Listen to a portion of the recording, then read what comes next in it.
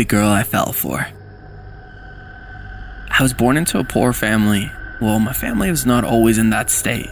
In fact, my father used to be one of the richest men in town before I was born. But due to a bad investment, he went bankrupt and started to fight with my mother. She was pregnant with me at the time and got divorced as soon as she gave birth to me. She got remarried soon after that, leaving me in my father's care. As I was growing up, I never got my mother's love or my father's. Hell, I didn't even receive a proper education. My father started drinking and gambling with all the money we had left. When I turned 15, he kicked me out, saying that he did not have money or resources to take responsibility. I went to my mother after that, but she also turned me down, saying that her new family would not allow her. And apart from that, I reminded her too much of my abusive father. I was homeless for days, but then I started working for small petty jobs to earn some money for my survival. And after a few months, I saved enough money and rented a small one-bedroom apartment. I got a job at a department store as a cashier and started working there. It was going well and everything. I managed to keep my job for about 2 years or so, but then one day the owner died, and his son, who was the new owner, fired me to hire a girl instead. After getting fired from my old job, I started hunting for new ones, but I couldn't find any. And due date of rent was also almost over my head. I did not have enough friends, except for Marcus, whom I met while I was doing a part-time job. He told me about this new sauna bathhouse that had opened a few months ago and said that they were hiring. So I went there, asked for any openings. They asked me several questions, but I was not suitable for most of the vacant positions because I was not qualified enough for them. So they gave me the position of janitor. I did not have any issues with that, so I accepted the offer. The pay was also higher than my last job. That day was Friday, and they told me to report on Monday. I went home, and when I reached there, the owner was there for rent. I told him about my condition and also that I got a new job, and that I would pay him as soon as I get the money. He was a nice guy. He knew that I was a homeless orphan before coming here. In fact, he was the one who helped me with getting my last job, so paying rent was never a problem. But still, I always wanted to pay up on time, out of respect for myself. And he knew that about me. He told me that I could get some time for paying the rent, and he didn't mind at all. After saying that, he gave me the side dishes he brought for me, which he often used to do. Apparently, he did not have any children of his own, so he used to call me son, and his wife used to send me side dishes for me. I didn't have the heart to deny his generosity, so I always accepted them. I spent the weekend relaxing and resting in my apartment, which felt very boring to me. And on Monday morning, I woke up early, took a shower, and got ready and headed towards work. When I reached there, a lady explained my work to me. I started my work right after that. It was mostly cleaning, etc. As I was working near a sauna room, I saw a gorgeous girl who had just been in her late 20s, and she was instructing a customer on something. She saw me staring at her and passed me a smile. I felt embarrassed that I was caught and continued to focus on my work. "So you're the new janitor, huh?" I heard someone's sweet voice and turned to see that it was her. I nodded my head yes, and apologized for staring at her. "Oh, don't worry about that. I do not care for some stares." In fact, it felt good. "By the way, my name is Jade. I work here as a bathing facilitator," she said while laughing. "Hi, I'm Rob," I said in a hushed tone. "Okay, Rob. I'll see you around then." She left after saying that, and while leaving me speechless and mesmerized by her beauty. After that day, Jade and I would often have small talk while working. Things were going just fine until one day when she asked me if I wanted to hang out after work. Well, you may have figured out that by now, I started to have a crush on Jade, so I agreed. She took me to a bar, and we enjoyed ourselves the entire night. It was around 2 a.m. or so when she told me that she forgot her purse at the sauna bath place, so we went back to pick up her purse. But when we reached there, it was unlocked. She said that the owner must be there or something and asked me to wait outside while she would quickly grab her purse and come back. I waited there for around 30 minutes or so, but when she didn't come back, I went inside looking for her. She wasn't around the reception area, so I looked around only to see that she was sitting on the ground, frozen. There was a stick-looking like thing right in front of her, which was covered in blood, and her clothes were all torn up. I looked in the other direction, and a man's body was laying there, covered in blood. His left eye and chest looked like they got stabbed multiple times. Again, I looked towards Jade, and the stick in her hand looked like a hair accessory to me. I understood the situation. and I went towards her and covered her with my jacket while telling her that everything would be alright. She looked at me with a painful look in her eyes and started weeping. I told her that we should get rid of the body and asked her if there was any surveillance cameras installed there. She told me that there wasn't any, and I felt a bit relieved. She said to me that there was a big fireplace installed in one of the sauna rooms which was rarely occupied, so we took the body over there, started the fire, and threw it in. We waited there to make sure that the body was completely incinerated, and I cleaned up the place nicely, so the smell of blood would not linger there anymore. We left the place and after that went to our homes. I could not stop thinking about it because I had no idea who that person was. Was it the owner of the place or someone else? We decided to never talk about it ever again. I hope that no one finds out about this, and luckily, no one has come to ask about anyone yet. I'm still working there and still don't know who that man was, but I don't even want to know about it. That day I had a bad headache and fever, so I slept for the entire day, and when I woke up, it was already evening time. The first thing I did was check my fever, and thankfully it had gone down. So I went over to the bathroom and washed off my fever sweat, and after that, I went directly to the kitchen because I don't know about any of you, but I felt extremely hungry every time I got a fever. As I walked into the kitchen and opened up the fridge, there was a cake on the bottom shelf with a Mario Kart character on it, along with a note. I did not need to see the note to know whom it came from, but I started sweating after seeing that Yoshi's picture over it, which is a character from Mario. I immediately took out my phone and checked the date. At the moment I saw it, I started shaking. I could not believe that it was 29th of February. All of a sudden, memories from 8 years ago started to come back to me, along with all the horrible emotions. I was 13 years old, and it was the day I won the talent contest. My dad gifted me the console with Mario Kart on it. I was so happy because I wanted it so badly for so long and just kept asking my parents to buy it for me. And then finally I had it. My parents had organized a little party for me and then invited my friends over as well. Everything was great. Food, games, everything. But I was still super eager to play with my newly gotten console. So I sat on the couch and started playing the game while other kids enjoyed the party. "Hey kid, hold your breaths. We have another surprise for you." It was my mom who came and announced this with a big smile on her face. So out of curiosity, I focused my attention on it. That was when someone with the Bowser costume came in with a butterscotch with chocolate mixed cake, my favorite. And it had the picture of one of my favorite characters on it, Yoshi. I jumped with excitement and went ahead to take the cake from that person's hand. But as I was about to grab it, that person pulled it away from me and said, "Not so fast, kiddo. Not until Bowser feels like it." It was a man's voice. My mom started laughing as she thought it was some kind of funny act, and the other kids started cheering and laughing too. But that wasn't the case with me. I was feeling embarrassed because not only was that guy not allowing me to touch my cake, but he also made everyone laugh at me. So I decided not to touch or eat that cake anymore, and I was pretty stubborn about it. I took my console and started playing with it. While playing the game, I glanced over to the side where the man was entertaining the other children every once in a while, and every single time I found him glaring in my direction. It wasn't like he had put the cake down so that someone else can eat. Instead, he was still holding it on, which made me feel very frustrated and angry at the guy. I could not believe him. It was my party, and I wasn't able to get what I wanted. I was feeling so grumpy that I was even rude to the kids who tried to approach me and play with me, which I still feel awful about. Anyway, I was sitting on the couch playing with the console, and then about an hour had passed or so since the guy had arrived. He suddenly stood up and asked others for their attention. I turned my head over towards him to see what other act he would perform, and his gaze was still on me. That was when he announced that it was the final cake cutting time and asked me to come over to cut the cake. Everyone started looking over in my direction, but I was still feeling humiliated from earlier and so pissed that I turned my attention to the console again, completely ignoring him. He called out for me again while awkwardly laughing, but I still did not respond. At this point, other kids started to call my name as well, just so that I can come over and cut the cake.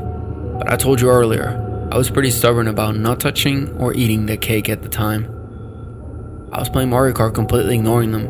I heard footsteps approaching me, so I turned my head over, only to meet my eyes with Bowser's eyes, which kind of freaked me out. He said with a pretty annoyed voice while gritting his teeth, "Cut the cake, kid." I looked into his eyes for a few moments, and then stood up and walked towards the other snacks. He knew that I ignored him, which I could tell that pissed him off. But he was still in my house, performing for my party, and my parents were here too. So there was nothing he could do about it. That's what I thought at the moment, at least, while stuffing some nachos in my mouth. The children started to get annoyed too, and a commotion started on its own while they started saying names to me. My parents heard the noises coming, and thinking something was wrong, they went downstairs to see what was going on. And as they got down, one of the kids told them that I was being rude and ignoring the cake cutting. I could not believe how everyone was making it look like it was my fault, while it was the fault of the guy who was wearing the Bowser costume.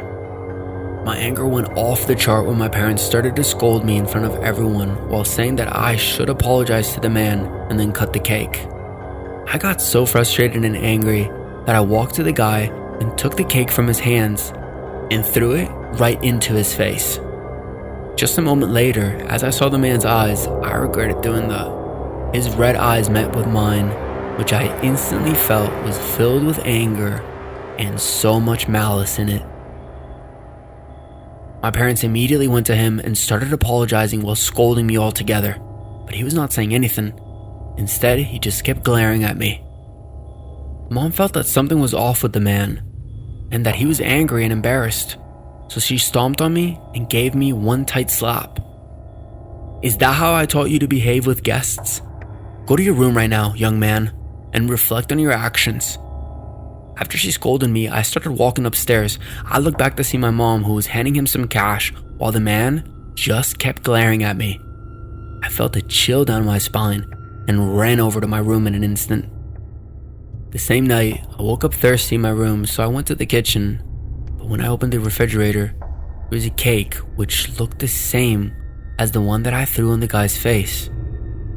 I took out the cake and cut it with a knife. Red liquid started to flow from the cake, which had a really weird smell.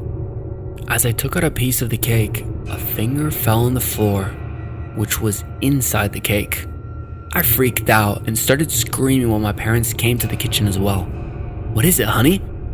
It was my mom who came towards me while rubbing her eyes, and as she saw me curled up on the floor, she rushed over. The moment she saw the cake with the blood, she freaked out as well. But my dad was acting calm.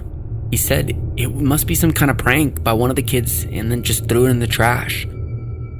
Dad cleaned the floor and we all went upstairs. I found the note fallen near the refrigerator, which I picked up.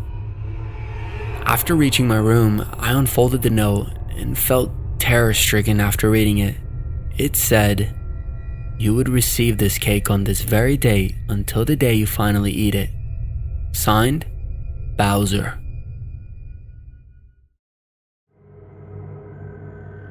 Ah, not this again. I woke up from the nightmare, and my left cheek was stinging from the sharp pain. I turned on the lights and went near the mirror to check. My left cheek was swollen, and there was a red bruise over it, which was fresh, as if someone had just hit me. I checked the right cheek, and its bruises had faded a bit. I have been having these nightmares since the day I left Power Slab, but they were not this frequent. I only used to have them once a week, or sometimes only a few times within a month, but these days they are getting frequent. Today is the third time I had this nightmare within a week, which is a first. After checking the cheek, I put some ointment over the bruises and then went back to my room. I could not fall asleep for some reason, so I took out my phone and started scrolling through it. The next day after coming back from work, I took a shower and then ordered something to eat. I lived alone, so I used to eat delivery food. After about half an hour or so, my doorbell rang and I went to open it, and it was the delivery guy. I took the order and closed the door after giving him a tip. After dinner, I watched TV for some time and then prepared myself to sleep. I usually drank chamomile tea before bed, but for some reason, I did not want to tonight. so I directly went to sleep. I opened my eyes, and I was in the ring of Power Slap. I looked around, and there was no one there except for the person sitting opposite. His face was blurred, so I could not figure out who it was, but I was able to see the rest of the body, which looked like it was artificially made from steel. I immediately understood the situation I was in. It was the nightmare that I kept having. Sweat started to drop from my forehead, and I struggled to get away from my seat, but it felt like I was glued there. No matter how much harder I tried to pull myself together to get up, I was unable to budge even an inch. That was when the buzzer started to make its sound, and it was finally time for the match. But my hand was frozen as well as the rest of my body. As soon as the buzzer stopped, I was struck in the face with a tight slap without even a warning. It felt like I was hit with an iron rod. I couldn't even get to feel the pain when I was struck again on the right cheek, which felt harder than before. And I started to feel dizzy by that. That person kept slapping me continuously without giving me a chance to pull myself together. I was wishing to wake up from the nightmare, but it frighteningly kept going on. That was when another tight slap came, and not only did it bruise my cheeks badly, but I felt as if my lips had started to bleed. I woke up from the sudden and extreme pain. I felt a sigh of relief. Not only that, but I immediately went to the bathroom to check, and my lips were bleeding. My face was all sore and aching from that slap. My body was feeling exhausted, and not only did my face hurt, but my hands and other body parts were aching as well. I thought it must be because of the nightmare I had, but still, I could not understand how I could get the wounds from my nightmare in real life. The next day, I decided to go to the doctor for this and asked my office to inform them that I'd be taking a leave. My boss was too much of a bitch to approve it, but I still told him that I won't be able to come in. After that, I went to the doctor and got the wounds treated. When I told him about my condition, he suggested me a neurologist. The neurologist asked me about my medical history and some other questions related to my sleeping problems. After some tests, he asked me to visit again after 2 days. That night, I was scared of sleeping because, as rare as it was, I had 5 incidents within a week of that nightmare. I was frightened by the thought that I could suffer from that nightmare tonight as well. The doctor had given me Klonopin. That medicine I knew was to treat anxiety, but I thought maybe he has a reason to prescribe this to me, so I took it before going to bed. I could not bring myself to fall asleep that night because of the frightening feeling I was having. Around 3 a.m., I fell asleep, and as soon as I did, I opened my eyes in the ring of the Power Slap arena again. The feeling of terror started to creep over me, and this time, my body didn't feel like it was stuck or glued. Instead, it felt as if my entire body was paralyzed from the neck. I was alone in the ring this time, so I started to pray for the person with a blurred face to not come, but I was not that lucky. After a few minutes, I saw him coming, and his body looked bigger than the last time. As he was coming closer, my heartbeat was getting so loud that I could hear it myself. I started to sweat from fear. He came and sat across me, and just after that, I heard the buzzer sound starting. It was not just a nightmare that I was having. It felt as if I am living this nightmare. The buzzer sound stopped, and a loud sound of the slap echoed, and before I could get used to it, I felt another tight iron hand slap on my face. I think I felt my jaw being dislocated, and before I could think of any thought, another one came within the period of 2 seconds. I felt a sharp pain in my tongue. My tooth broke and got stuck in the corner of my tongue. Thank God that I woke up. I ran to the bathroom stumbling and saw blood coming out from the corner of my mouth. My jaws were hurting and I was feeling dizzy. I opened my mouth and saw the tooth that was stuck to my tongue. I somehow managed to pull it out, but I started to lose consciousness. And that was when I felt that my hands were also aching to an unbearable extent. I somehow managed to stay conscious and called Hannah, my girlfriend, and asked her to take me to the emergency room. And right after the call, I passed out. I woke up in a hospital bed and Hannah was talking to the doctor. My entire face was covered in dressing bandages, and I guess they had put my jaw back in place, which I could tell by the pain and the bandages wrapped around there. "Who did this to you?" Hannah asked me with a concerned voice. I kept quiet because of the pain. I was unable to speak. "Let him rest, ma'am, and don't make him talk." A nurse came and warned Hannah. After that, Hannah told me that she will be back, and left. I got discharged that evening, and doctors told me to take some precautions to help me. I called my neurologist after that and told him about everything. Surprisingly, he told me to perform a weird experiment on myself.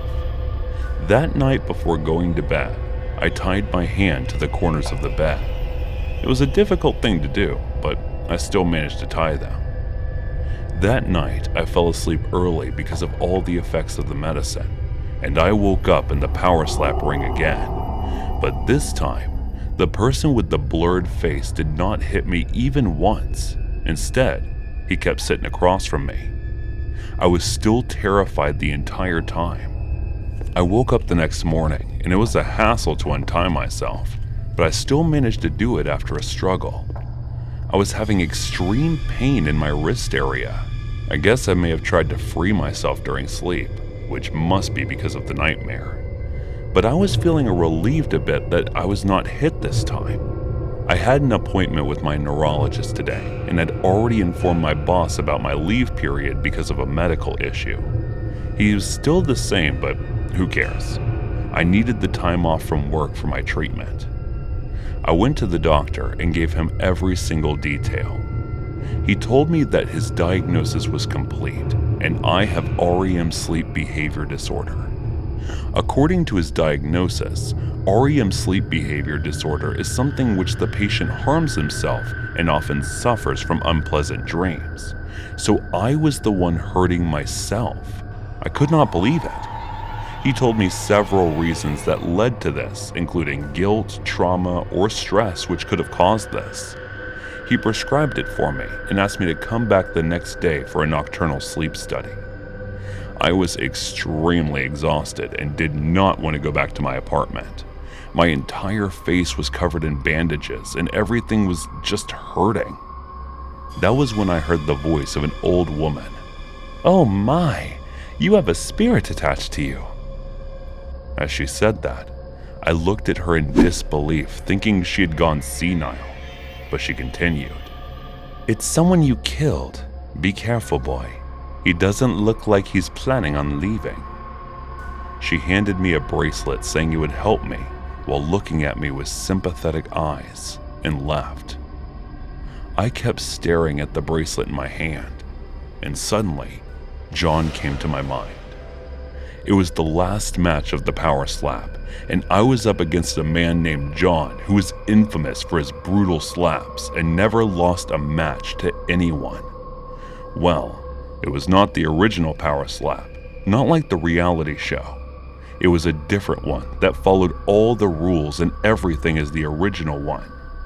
I wanted to win at any cost, so I brought dozens of sleeping pills along with some others, crushed them, and carefully spiked his energy drink, which he drank entirely. The effects kicked in, and as soon as the buzzer stopped, I continuously slapped him, making his face swell up. He lost the game and fell unconscious, and he woke up after getting good sleep. But for some reason, the effects of the sleeping pills did not fade. The next day, he excused himself and left without saying a word. I could tell that he was dizzy. That evening, I got the news that he died in an accident while he was driving back home. I guess he may have fell asleep while driving. Was that the reason I am having sleeping problems? I thought, while putting the bracelet on.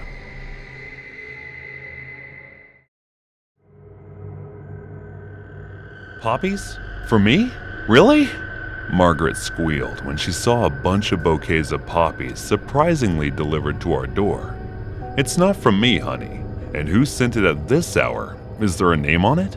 I was so surprised to see who was sending my girlfriend her favorite flowers. There's no name over it, she said. I went ahead and checked, but there was no name over it, and I thought maybe someone from her family may have sent it. Leave it, darling. Let's sleep now. I'm dying to embrace you in my arms, I said, while grabbing her waist and pulling her closer. But I'm craving chocolates. Can you bring them for me? She said while kissing mischievously on my nose.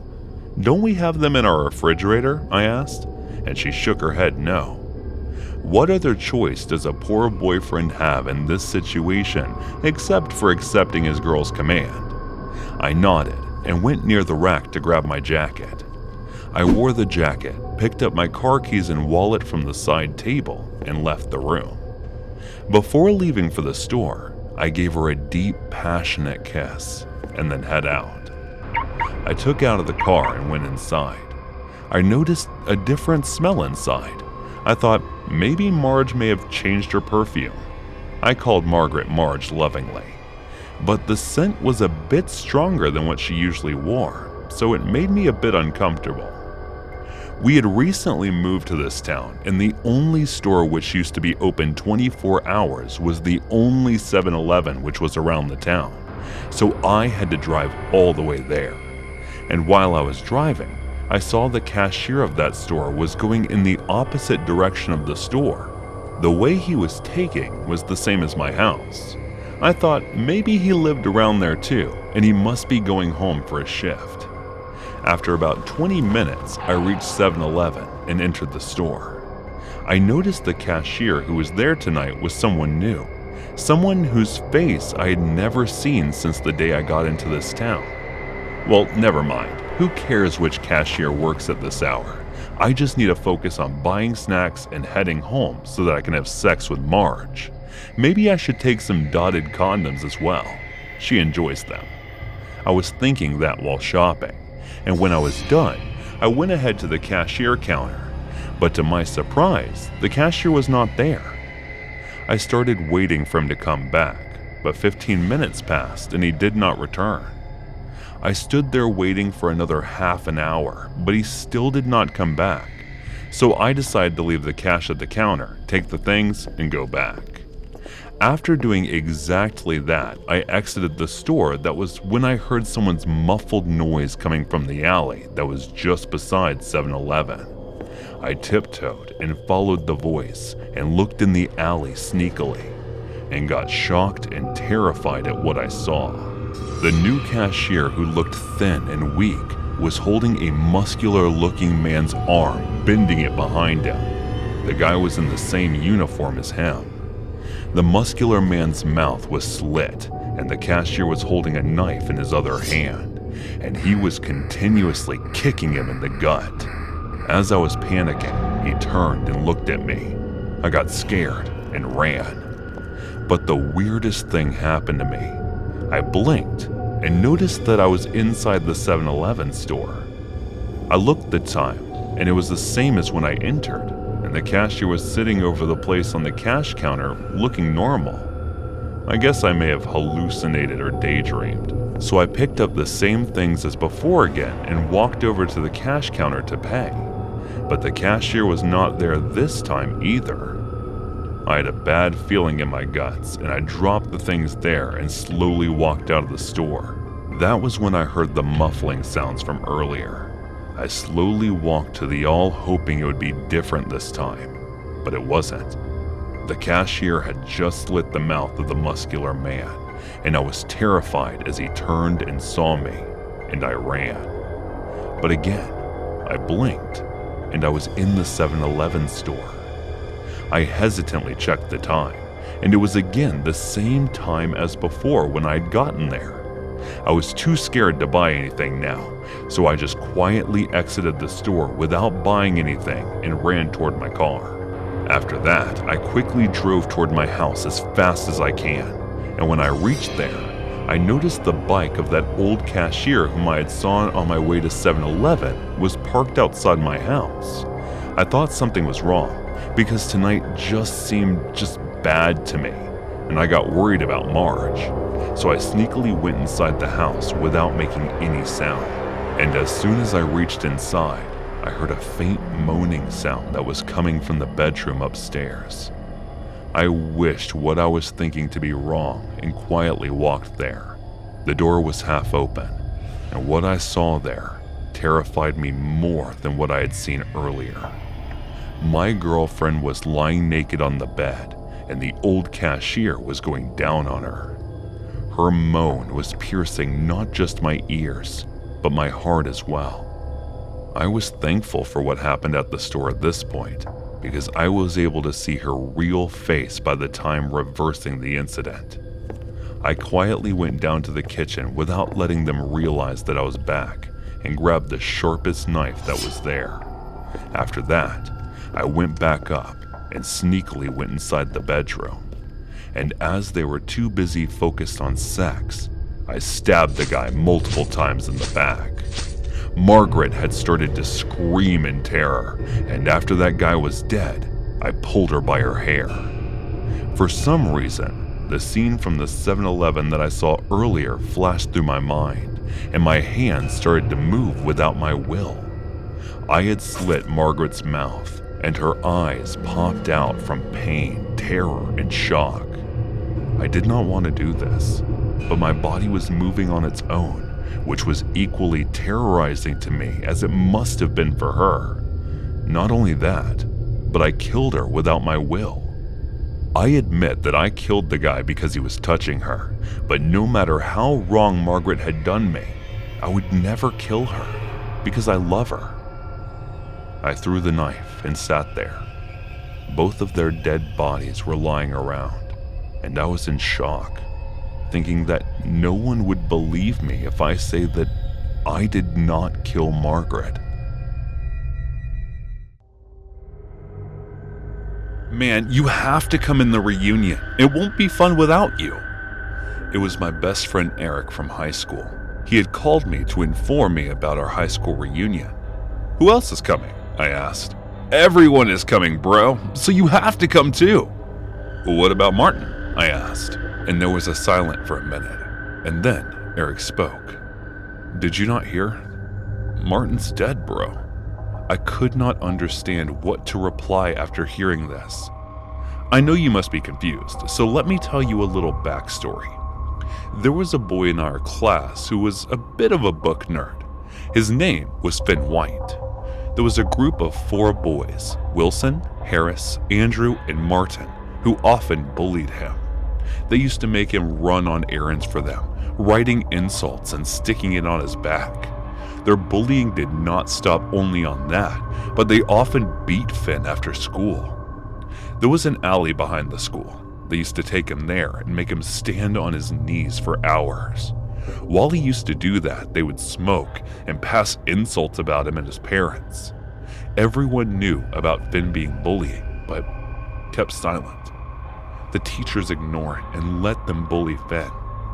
Instead of stopping, the bullying only kept getting worse day by day. One day during a lunch break, I heard Finn scream. Everyone, along with me, turned around and saw that Finn was freaking out. I looked down a bit and saw someone had replaced his lunch with insects in his lunchbox. Wilson and Martin came laughing as if it was funny, and both of them put his hands around his shoulders. Then all of a sudden, Martin said while laughing, "Eat it."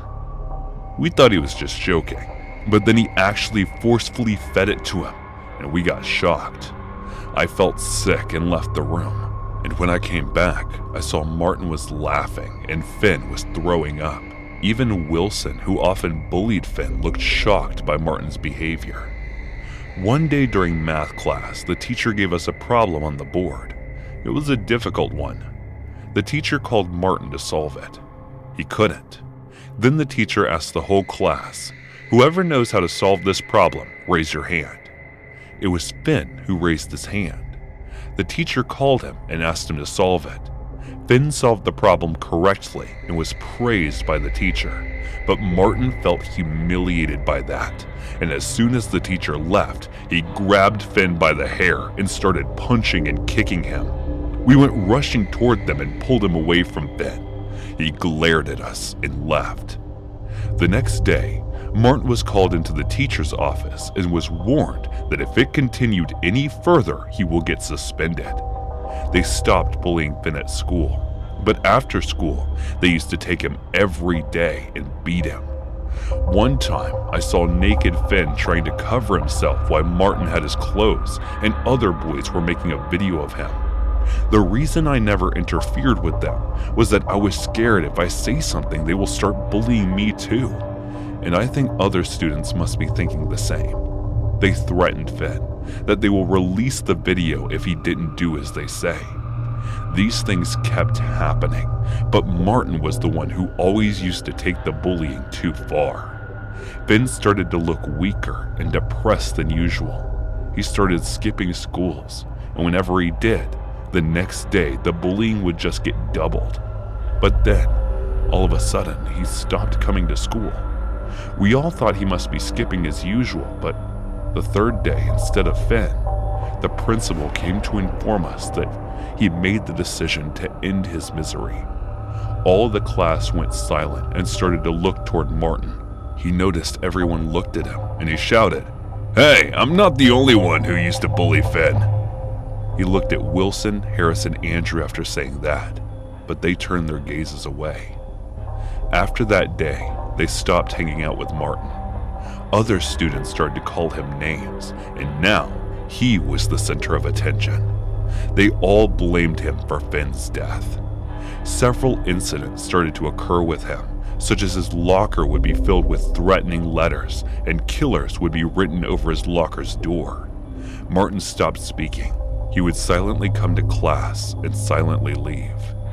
I was also among those who blamed him for Finn's death, but I never did those things to him. His ex-best friend Wilson was among those who used to stick killer on his desk and would often address him as a killer. At one point, I stopped blaming him and started pitying him because he was also getting bullied by the whole school. Martin was not the only one to blame for Finn's death. Martin's friends who bullied him along with him were to blame as well, and so were the rest of us and the teachers for not stepping up to put a stop over this. Finn must be hoping for others to help, and can't tell since when Finn was planning on killing himself. It must be the case that after losing all hopes of getting help, he made the decision to end his misery. Now it was the Martin who was facing criticism and getting bullied by the other kids. One day, Martin's parents came to school to ask about his son. They told the teachers that he is distancing himself from others, and after coming from school, he just locks himself in his room. And after hearing that his son bullied a kid to this extent, they went back in disappointment. Martin eventually dropped out of high school during the end of senior year, and I never heard about him ever since. My family moved to a different state as soon as I graduated, so I had no idea what happened to him. The bullied and the bully both are dead, and there are several other cases like this all around the world because of negligence of teachers who don't take action against bullying. 20% of middle schoolers and high schoolers are victims of bullying each year. Less adult supervision provides more opportunity to bully or be bullied.